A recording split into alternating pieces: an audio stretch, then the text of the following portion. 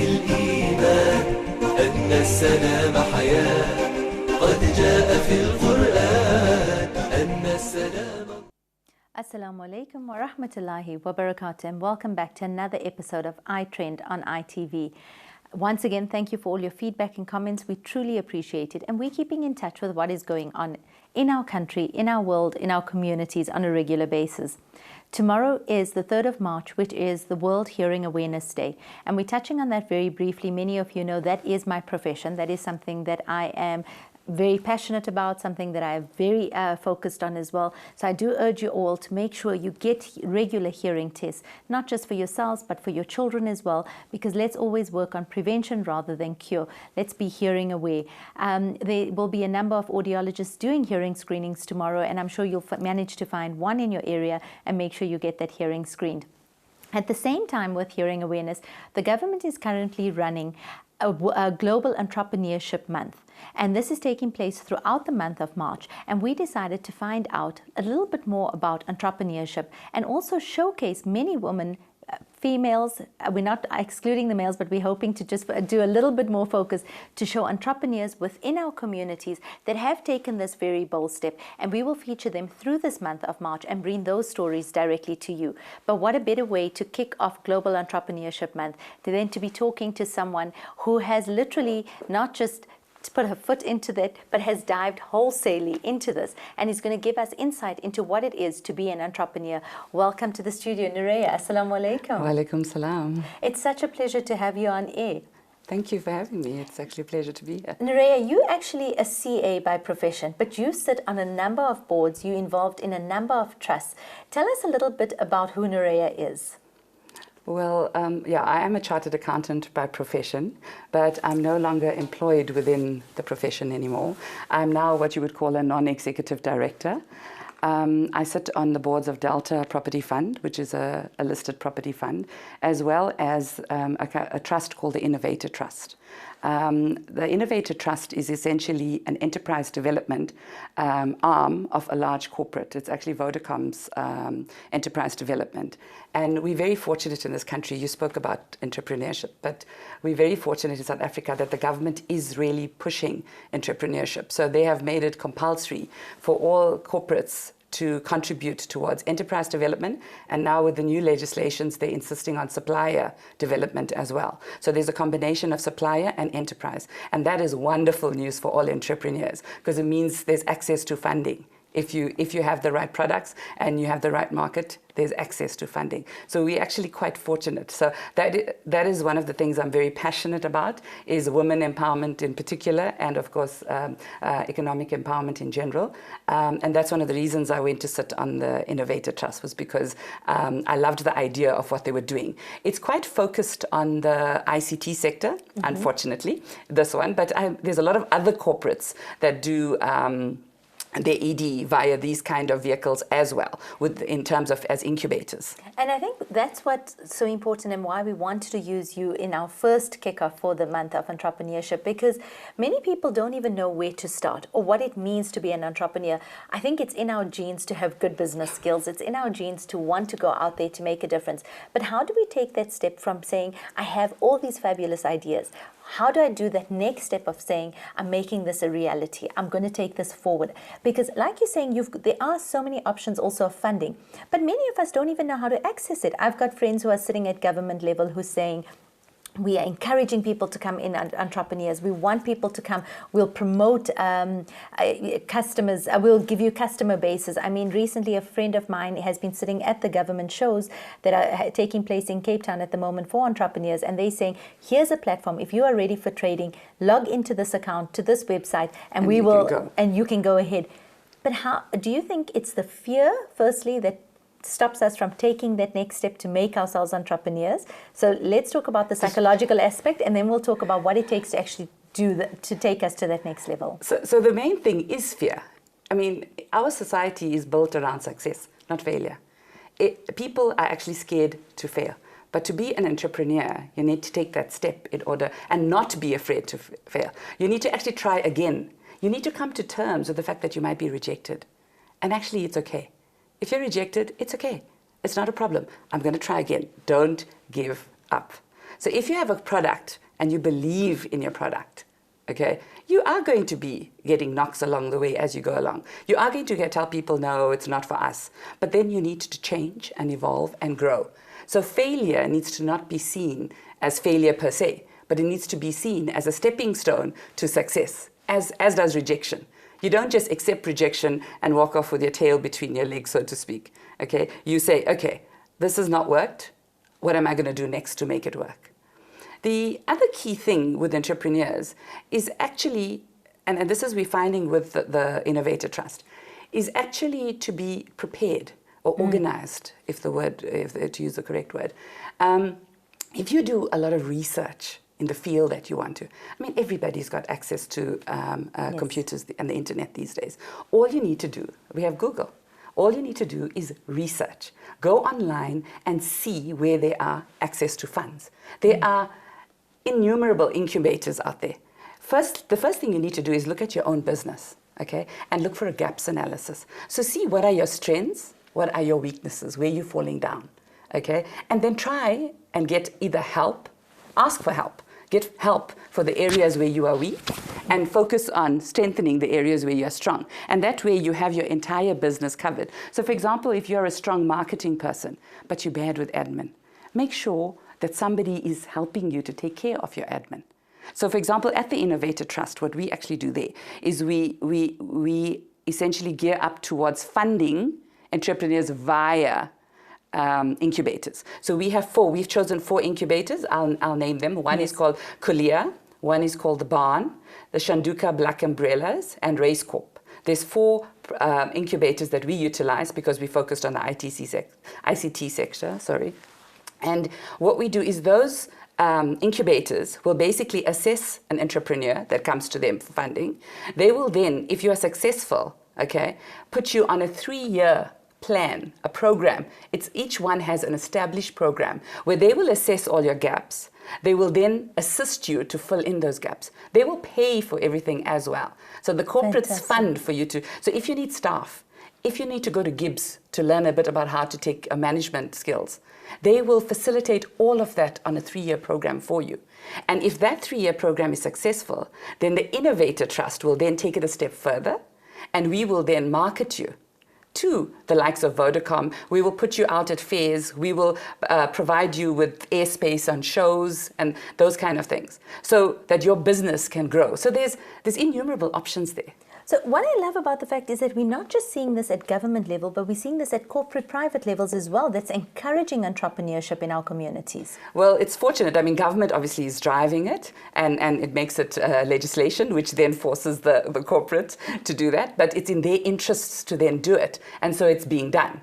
And you know what? It's people, I suppose, that are passionate about it that will take it to the next level. And obviously, you know, the people at the Innovator Trust are passionate about it, and that's why we take it. But it's not the only one. There are numerous organizations out there, and you need to find the one that essentially fits your profile for the entity that you're involved in, essentially. I think people need to do that. I think the one thing you mentioned is the fact that you need to find your strength, what works for you as an entrepreneur. And I think very often, I mean, we had a chat off air as well, and very often as women, as mums, we think, oh, we can manage everything in the day.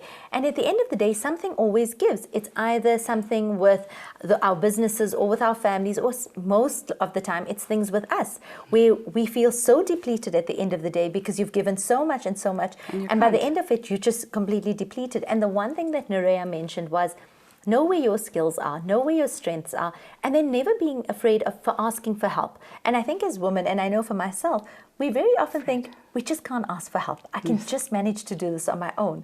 And there are people willing to help. And the one thing that you mentioned, and I think it would be nice to discuss it now, is about being organized and getting that help.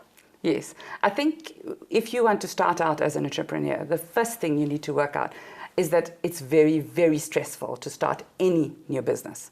And to grow, even if you've got an existing business, to grow it, it's extremely stressful. So you need to make sure that all your ducks are in a row, okay, when you're starting this business. And it starts at home. So you actually need to get the support and buy-in in your own home environment before you can move out. So you need to first speak to your husband, assess what's going on in your family. And I mean, I can testify to that, you know. I was working from 7 to 7 with 3 children, married. Something gives. We cannot be everything to everyone as women. So we need to be kind to ourselves. And we need to put the support system in place first. So essentially, if you know that every day you're going to be coming home at 7 o'clock, have someone cook for you and fetch your kids, get an au pair, essentially. And make sure that your support structure is in place in order for you to function as stress-free as possible. And I think that's the key, is that, and if you're organized in advance, okay, everything will run smoothly. But if you're not organized, then the stress kicks in, and that's when trouble happens. But the other area to also be organized is within your business. So when you start looking at this, you also need to make major decisions in terms of starting out. What kind of a business do I want? Do I want it to grow significantly? Because then it works out, you have to decide what type of entity you use. And that's a very important thing in business, is what entity you're using. Because if you need to go out for funding, or you need to go and get help from all these incubators or any corporate to help you as a supplier, okay, you need to show them records. So you need to set up a company. Rather than, you can either be a sole proprietor or you can be a company, but I would suggest that it's best to do a company, a PTY, private company. Have that set up, have records, get an accountant in place, get someone to do your admin if you are not, where you're keeping records.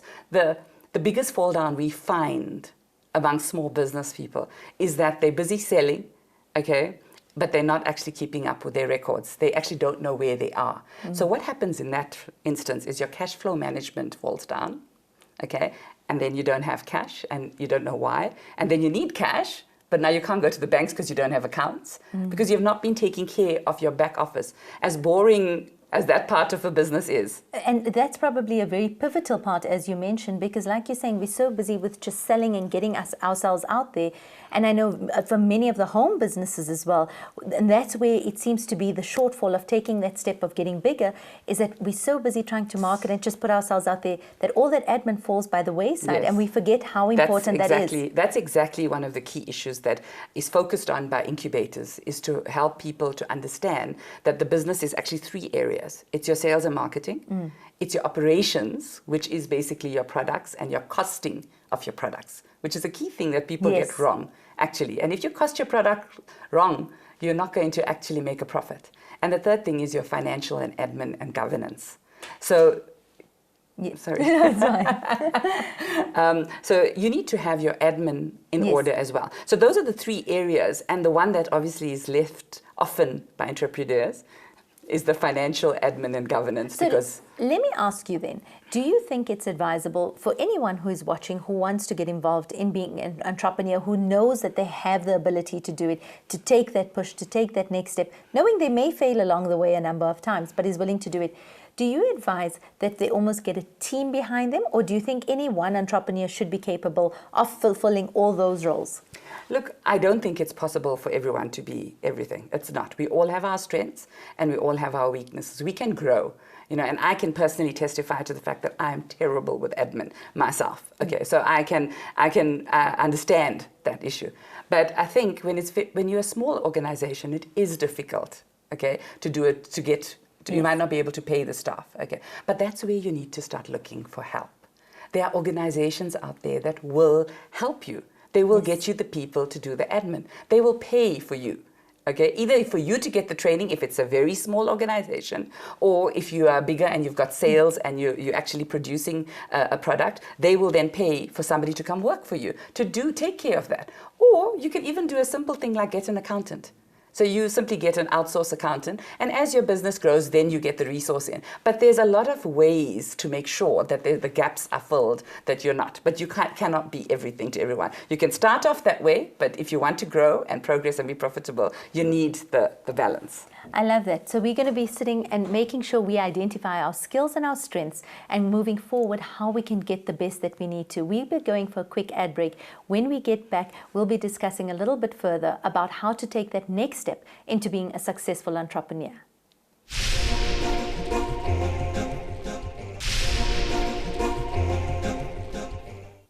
Assalamu alaikum wa rahmatullahi wa barakatuh, and welcome back to the show where we're discussing Global Entrepreneurship Month with Zaheerah Khan, who is an expert in a field. And if you've been watching, you know we've gone straight into the meat of the situation and the meat of what global entrepreneurship is. And the amount of information we're getting both on air and off air is very valuable. So we're hoping that we will remember to bring you all that information together. Zaheerah, the one thing that you mentioned when you were talking about what the 3 points are for an entrepreneur, and we discussed a little bit off air as well, is about the business proposal. How important is it to actually put down onto paper what you want, and how do you effectively sell that to somebody else? Because in your head, you know exactly what you want to do. You know it's a winner, but how do you sell that to somebody else? So the key thing to do is to put together a business plan. And I know not everybody can do a business plan, but you can certainly try. So the first thing, all incubators, and it's anyone that basically is going to look at assisting you in a business, they need to see a business plan. And the simplest thing is to use the structure that I worked on earlier, where I said you need to look at your sales and marketing. Okay, you need to see, so it's basically who you're going to be selling and what's your market. And then it's going to be in terms of your costing side. When I say operations, I mean essentially what is the cost of your product? What kind of working capital are you going to need for the business? Okay, what are employee costs will you have? So you need to take into account all of the costs of your business in getting to your product, and that will then determine your pricing. Okay, you need to put that together, and then you need to put it together in a financial model to make sure that you are essentially generating a profit. If you're not generating a profit, then why are you in business, essentially? So your first port of call is to try and get a business plan together. If you don't know how to do a business plan, there is an option of looking out for coaches or mentors, and there are organizations that will assist you out there. As I said, research it. There are people out there that will assist you with putting a business plan together. They can sit with you, but if you don't have a business plan, you won't even get a leg in the door with any organization in terms of getting funding or support for your proposal. Because without a business plan, a business means nothing. So where's the first place that they would even step into to find assistance for a business plan? Because there are many organizations, like we mentioned. I know SANZF is one of them that also offers these entrepreneurship programs. But also, again, everyone has to come with a business plan. And sometimes when I look at business plans, I think that's almost the way you sell yourself, the way you're selling everything that you believe in. And if it's not put together properly, it becomes a problem. So where do people even find someone to help them with it? Well, look, it is a difficult thing, make no bones about that. I mean, but different organizations actually have started providing help for that. So for example, the Industrial Development, the IDC, where I used to work, okay, what they have done is they have put a team of people on the ground. You can go Google the IDC, and they will have a list of people that will assist you on their website. Fantastic. Okay, that will help you prepare your business plan. They will sit with you. Obviously, it comes at a cost, but if you can't do it yourself, but essentially it's worth the investment because they are subsidizing. So in the IDC's case, from what I understand, they subsidize the business people that do the business plan. So you won't have a major cost, but they will expect some contribution. So a lot of organizations have instituted those kind of programs because they realize entrepreneurs are struggling out there. They've got everything in their head, but to put it down in paper. So it's again comes down to research. So in your field or in the area where you want to go. So if you are a home industry person, go and Google. Okay, go online. I mean, as I said before, everybody's got access to the internet. Yes. You use the internet to research where you can get the help that you need. And if you're going to the IDC for funding, that would be a slightly bigger business, obviously.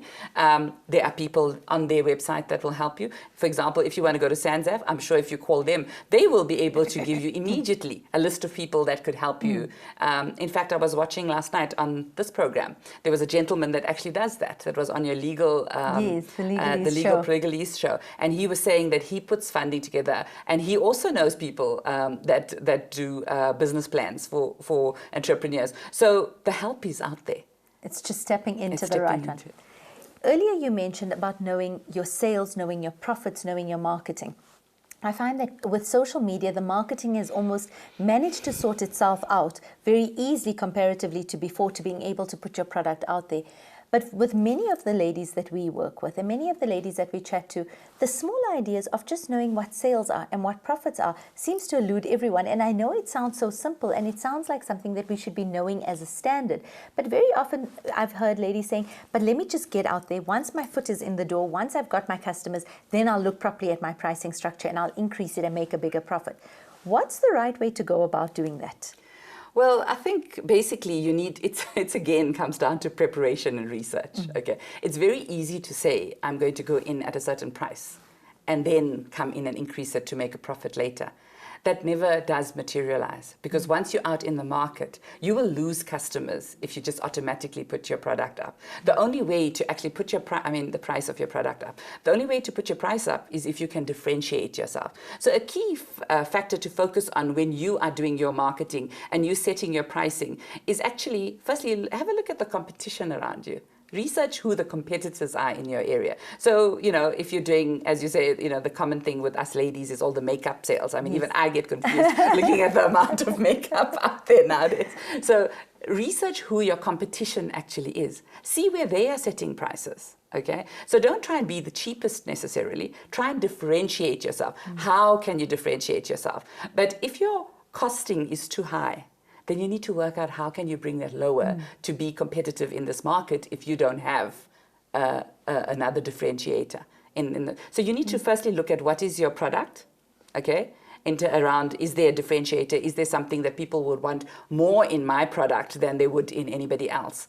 Then you need to look at your actual market. Can it sustain that? Can people pay the price that I would need to cover from the cost of my product? And if they can't, you shouldn't be doing that business. Yes. Because to say that I'm going to start off, you're starting off on the wrong foot. Rather look for another niche. Rather try and target to change your product. It's what I was saying about evolve. Yes. So rather shift it and find a niche that you could then maybe charge a bit of a premium to cover your costs. Organic is a big thing at the moment. Using natural products, no preservatives. Yes. People are prepared to pay for those things. I mean, I certainly am. So, which brings me into exactly my next question, which is that, with the current economic climate, many families are looking at entrepreneurship because it's just not sustainable. Many people are getting retrenched. How do you find your niche market? How do you identify? Do you base it on what you're looking at around you? Do you base it on, if somebody had to bring a proposal to you, what becomes the winner for you in terms of what they identify as a niche market? Look, for me, is if somebody has actually done their homework in terms of their product. So if they have put forward a proposal where they can say, this is the market that I'm looking. So you need to identify your market to start off with. Okay. For example, if I'm a shoe manufacturer, I can make ladies' shoes, I can make men's shoes, I can make sports shoes, or I can make heels fashion shoes. So you need to decide, okay, what your passion is.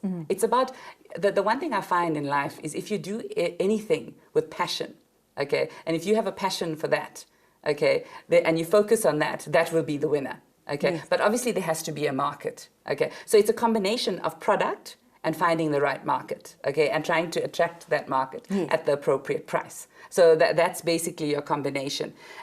So what I would actually say is that to look to yourself as in what you're passionate about.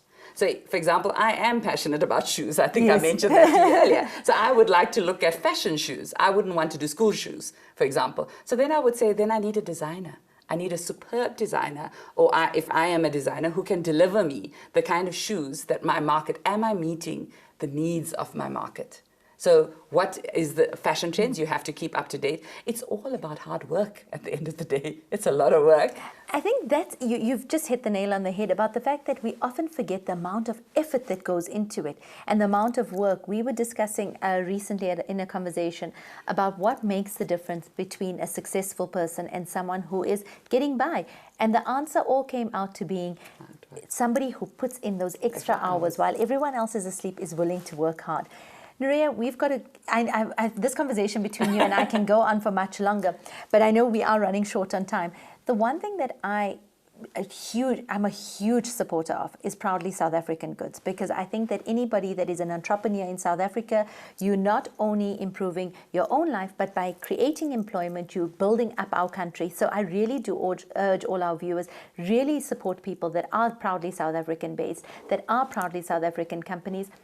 And if you feel you have what it takes to be a proudly South African company, get in touch with people like Nureya. Get in touch with facilities that are affording you that ability to be able to take your business to the next level, to be an entrepreneur. And I think, like you said, we forget, or actually we don't even know how much of this is actually available for all of us. Yes. Thank you so much for being on air with us today, and for enlightening us on and kickstarting Global Entrepreneurship Month for us with so much of information that I have no doubt we're going to get a lot of feedback from it. I'm sure you'll get a lot of calls, and I know it'll stand a lot of people in good stead going forward as well. Are there any closing remarks from your side? I think we need to, as women and as entrepreneurs in this country, we need to learn to be kind to ourselves. Yes. That is the first lesson that I've learned in life, is that we need to start off by being kind to ourselves, kind to others, and everything else will flow from that. I love that. I think that's so much in keeping with what we've started 2017 with every person who's been on the show. The sentiment has resonated over and over again. It's about not just showing kindness to everyone else around us, but to show kindness to ourselves as well. And with that, we'll be closing off this segment of the show. Stay tuned as we come back.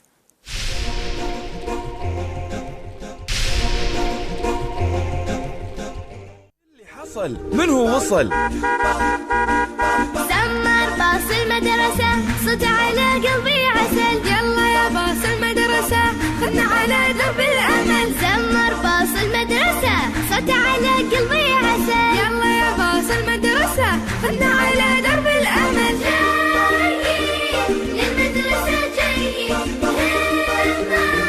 نشاط واحنا راجعين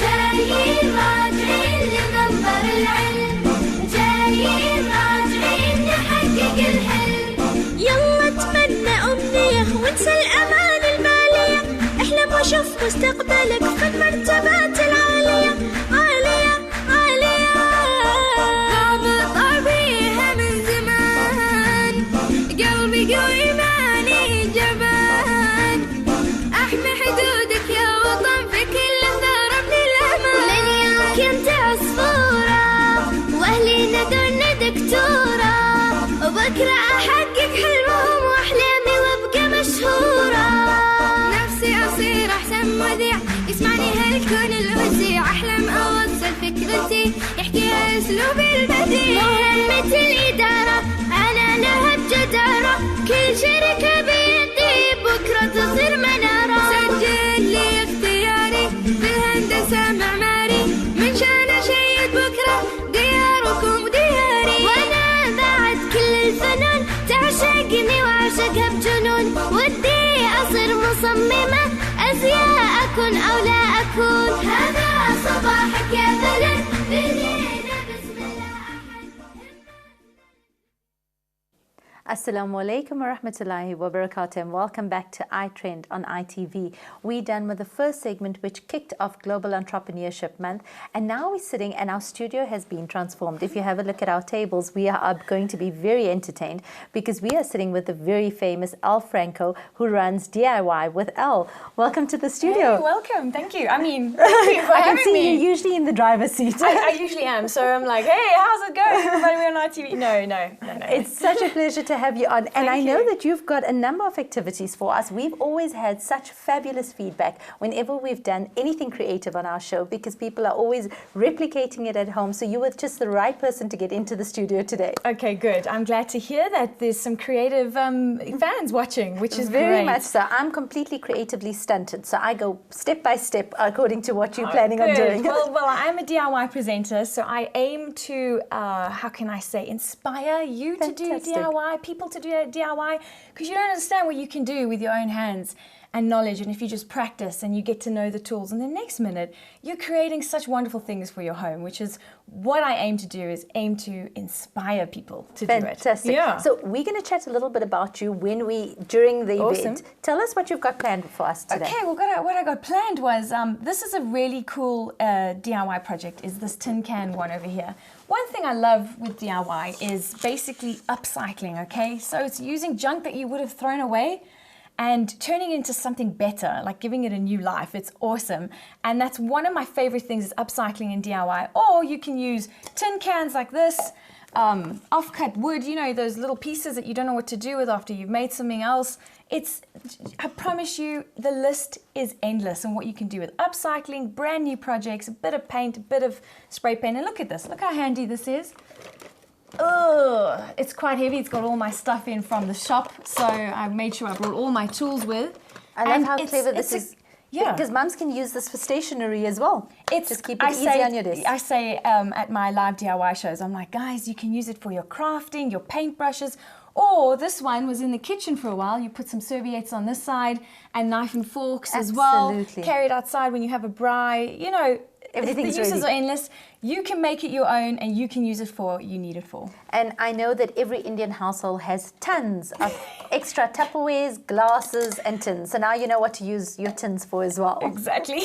And I love reusing stuff. So I can show you, let's start off. Oh, then the other project is, this is more of a decorative DIY, should I say.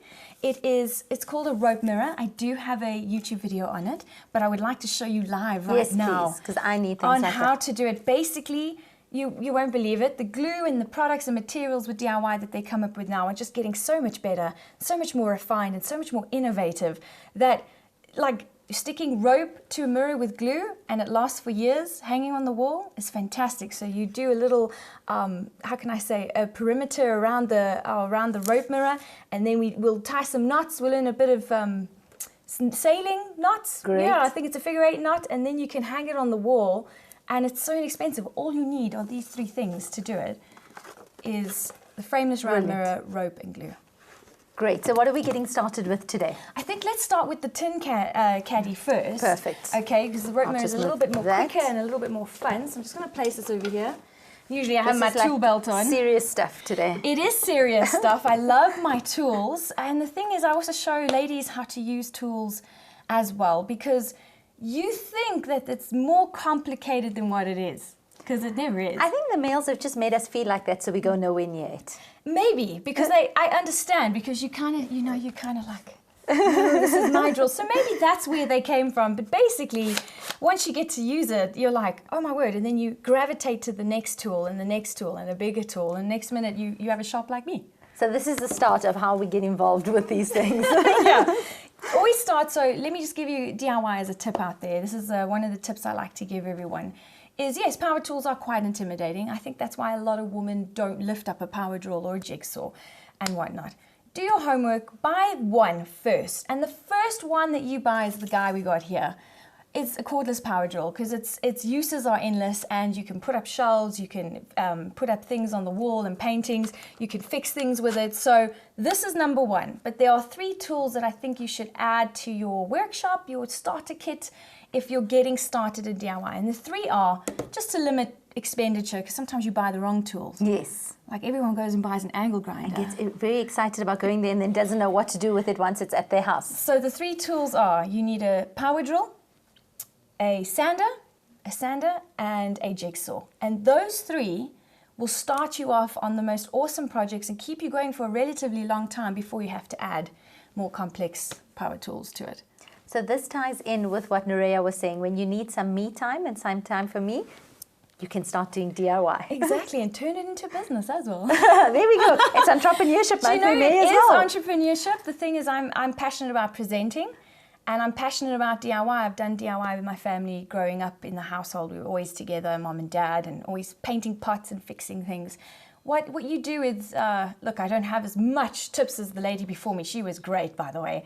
But passion. Passion is a huge thing of mine, and that drives the ball game. Before we start on the project, we're going to have a quick ad break just so that we can get ready. And when we come back, we'll be starting on our project 1. Savants, your Islamic family store. At Savants, we have an extensive selection of products that will enhance your family's Islamic lifestyle. Get fitted in our latest garments, whether for him or for her. Increase your knowledge with the book. Memorize Quran with an audio, or win hearts with a memorable gift. Savants has something for everyone. As a family, we're constantly striving to provide your family with the best quality products at affordable prices. Your family's convenience is our commitment. Savants, everything Islam. For the past 20 years, Jad Doors has been synonymous with good quality doors because we don't compromise our quality. If you're not stocking the Jad Doors range, call us to discuss real value. We manufacture the widest range from budget to exclusive, and we distribute to the following countries: Angola, Botswana, Lesotho, Malawi, Mozambique, Namibia, Swaziland, Zambia and Zimbabwe. Call us on 011 857 2131. Call now. Welcome to Star Meats in Durban. Here you will find out that service is not a thing of the past. You will find a great store featuring unique and specialized items from bakery to frozen foods, canned goods, sauces and marinades. Our meat selection features the finest chops, steaks, mince and chicken pre-packed and cut to order, with a vast variety of marinated meats for that perfect braai. Star Meats, committed to quality and freshness for 60 years. The Islamic Medical Association of South Africa invites all health professionals and their families to the 37th Annual Conference on the 29th and 30th April 2017. Book your accommodation directly with Coastlands Umhlanga Hotel at special IMA rates. Earn a number of CPD points and enjoy the medical and ethics topics presented by dynamic local guest speakers and our international guest speaker, Dr. Asim Ilyas Padella, Assistant Professor in Medicine at the University of Chicago. For more information, contact Shirin Kasim 031-207-2250 or 031-208-4558.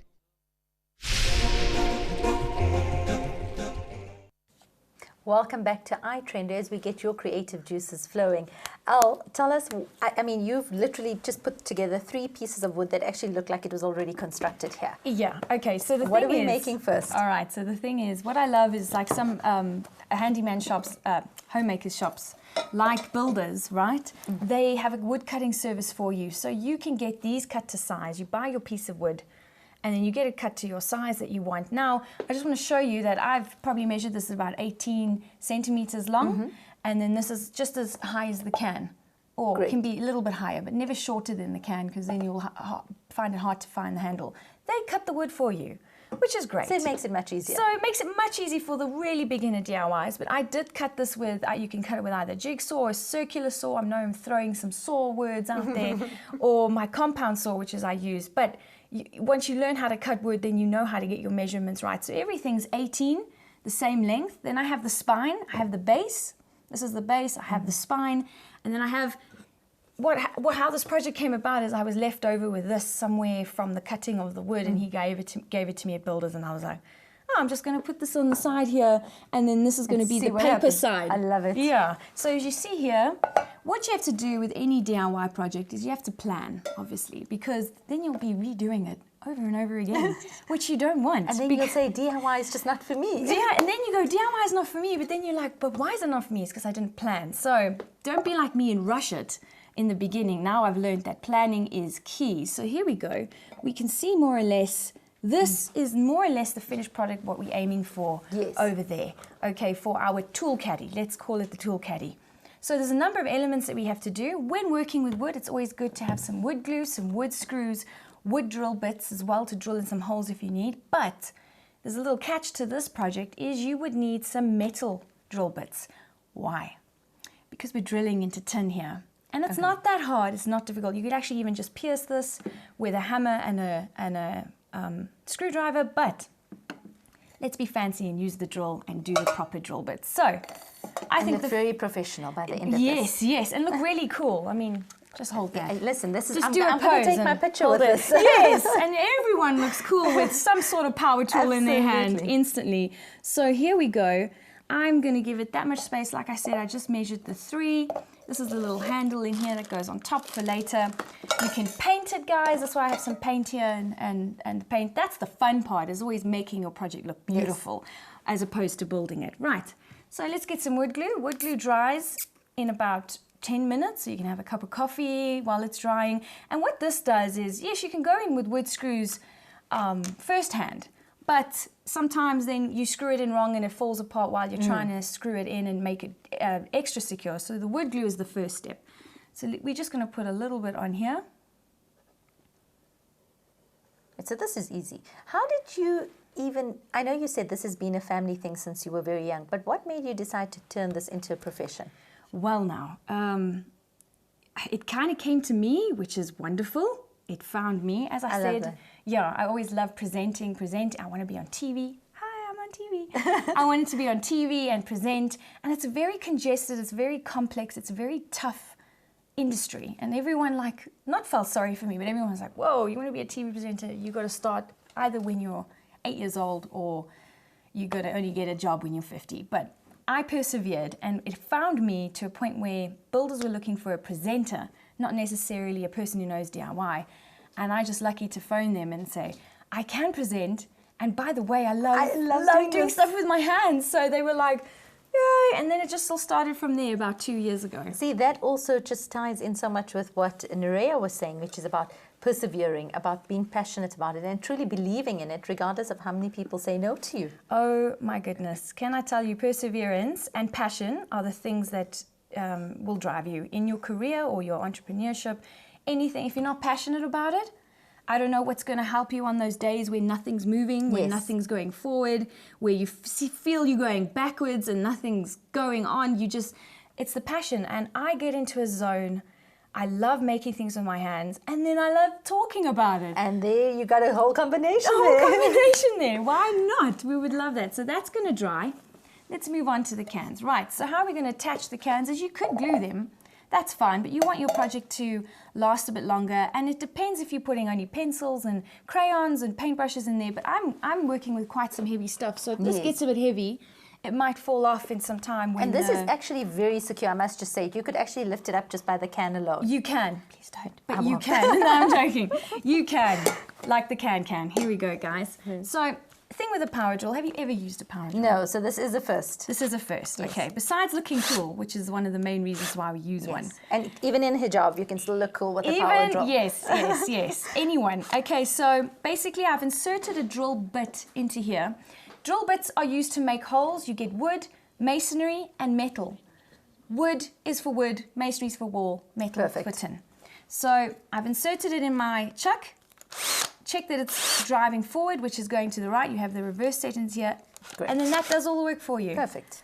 So we're going to hold this over here. And in the center, whoop. Okay, that wasn't even hard. I didn't use any of my muscle, nothing, no standing on top of it. Tin is relatively very thin metal. So now what that does is we can open these tiny little screws, which we're going to drive in with a screwdriver, because sometimes you don't want to overkill too much with the power drill. Let me do it upside down, but in there, so that on the underside is going to screw into the wood, and that's what keeps the cans. Perfect. So basically, I'm just going to drop it in there. It's better to actually use a magnetized, yay. So drop it in there. Goes in very easy. Yep. Perfect.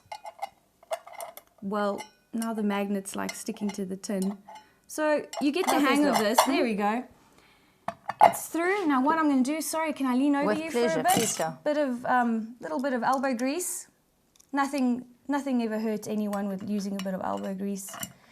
And basically is I find the groove of the wood, hold on. And just push it into it. Yeah. And you just, it's such a small screw that basically, here we go. So we're finding the wood. Okay, that's not working. Basically, you screw it in. Maybe if I bring it closer to me during the ad break. We'll do that. We screw it in, and then this grabs onto the wood just a little bit, and you just need to press. And just turn it in. Keep it very, very straight, perpendicular, and just press and turn it in, and do one to each of the cans.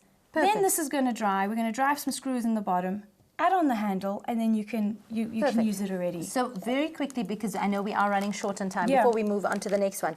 The handles are things that you could just find anywhere, and same story, just screw it in and it's done. Exactly. Now, I just want to give you a little tip with this handle, is don't go buy cabinet handles, because that you have to go on the underside and you can't get to the underside because it's quite tall. Get a handle that you screw from the top, where you can see the screws, because that is going to be the easier way to attach it. And again, you can do it with a screwdriver, the magnetized screw it in, and that, I'm very stubborn. You got to be stubborn with DIY. I'm like, I'm going to tackle this now and make sure it gets done. Yeah. Perfect. So while we're waiting for this to dry, can we quickly do the mirror? The rope mirror, yeah. Yes. Let me just show you that. We will be putting up links at the bottom of our page to all of Elle's pages as well and her YouTube videos. So whatever we aren't able to get through in today's session, you will get it on her channel and her videos. Exactly. Okay. Let me just explain it to you. It's super easy. You lay down your flat mirror. These you can buy at Builders. It's a panel mirror, obviously, and round. Round works, okay? This is a very nautical feel DIY decor project. Nautical meaning like the sea and stuff like that. So you have your adhesive glue. Clear would be nice, guys. Don't buy that yellowy glue because if you mess, then people are going to see it. When you mess with see-through glue, no one sees it. So what you're going to do is you're going to grab your rope. And yes, you do get messy doing DIY, as you can see. All sorts get on your clothing and that, but I don't really mind because that's half the fun. I'm sure our kids will love that as well. That's half the fun. So what you're going to do is you measure the circumference of the mirror with any of your chosen rope, right? You're going to cut it with those heavy-duty scissors over there. And then when you cut it, you're going to glue it on how much you need. Perfect. And then you're going to glue another rim on the inside after that. And then another one, and just with the see-through glue. And you can use tape to hold it into place because this glue takes 10 minutes to make contact, 24 hours for security. Okay, perfect. All right, so then once you do that, and you have enough layers, you can go down right to the center here and only have a little bit. But I glue about 3 to 4, just so it goes in there, layers. And I always line up the frayed edges on either side of the, on the mirror, directly opposite. Why? Because later on, I make a figure 8 knot under, over, through, under, over, through. That's the little tip, but it's all on my DIY video. You can see why they call it a figure 8 knot, hey? This, I then put generous amounts of glue, put a knot on the other side, and then I stick it over the 2 frayed edges, and that's your hanging mechanism. Perfect, so that ends up hanging off like from that end. And another knot on that end with your circular rope attached to the mirror and your frayed edges covered by the figure 8 knot.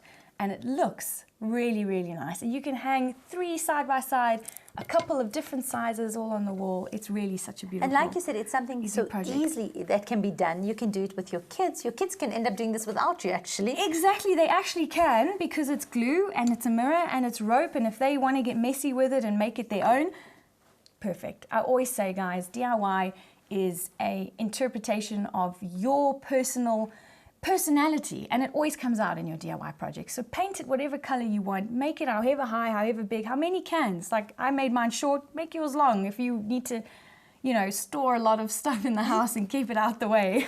It's one way to sort it out. I love that idea because I think it's a perfect idea for braais as well, and we make sure that it comes through. Yes, mine I've left very rustic because it's in the garage, so you can grab some sandpaper and sandpaper those edges and spray them beautifully, and then you can use stencils for the house. But because that's in my garage workshop, I've left it quite tin and wood and quite, you know, plain. I'm looking at this, and I think for someone like me who, in my study, just to have my mail on one side and have all my stationery because I'm forever looking for a pin or a pair of scissors or something.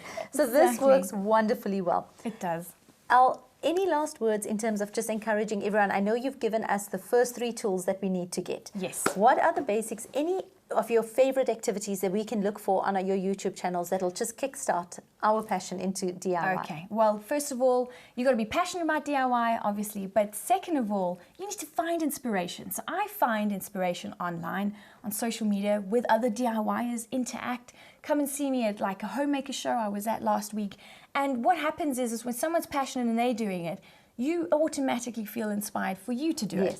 And that's what's going to get you going. Then if you need a bit more of inspiration, and a bit more like, how can I say, images to work towards, and then you can manipulate it and change it to suit your taste and what you need it for, Pinterest, YouTube, social media. It's actually, there's a DIY community out there, which I'm quite excited, you know, like the fashion community, where they're sharing their pics and how you do this, how did you find this drill, and tool reviews. And what I'm doing now is I'm just adding my little bit into it with DIY with Elle. And you can also catch me on the home channel starting from next week. giving you all new DIY and decor tips and tricks for the home, along with my other two presenters. We absolutely love it. So we can't wait to have you back on the show. Your Yes. space will be waiting Yes, here whenever thank you're you. ready to come back. I've absolutely loved it. We had a very quick segment on DIY, and I promise you, if you just Google, you get to those YouTube channels, and as Al said, there are so many other blog spaces like Pinterest all over the net where you can find activities to get you going. Use it as a form of relaxation. I think it's all tied in, as we said earlier, about being kind to yourself. But in Global Entrepreneurship Month, this is also something you can look at if you are creative with your hands. It's something that you can look at about pursuing as a business.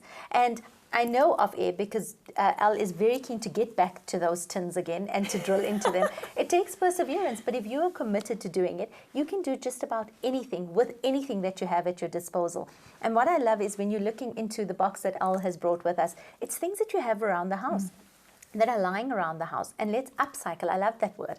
It's not just things that we're throwing away. It's not just things that we're saying it's junk or we're going out to buy something else. It's upcycling what we have. It sounds quite fancy, it doesn't sounds it? very fancy. Oh, darling, I upcycled this just the other day, and people will be like, ooh, fancy. You see, so you can make DIY very fancy, and you can make it something that's in your home and something that's very common. So I thank you so much for joining us. It's been a pleasure to have you here. I've had a wonderful time. Thank you. And I promise you, her energy is completely addictive, because I feel like I want to sit here now. I want that drill, and I want to start with it as well. Yes. So thank you so much for joining us on air. Stay tuned with us for the rest of this month as we showcase entrepreneurs in our community who have taken that step, who are building their businesses, and who are showing us what it takes to be an entrepreneur. And I'm sure each one has got a different story. Feel free to also share your comments with us. Tag us on people that you would like to profile on the show. And we look forward to seeing you same time, same place next week. Assalamu alaikum wa rahmatullahi wa barakatuh.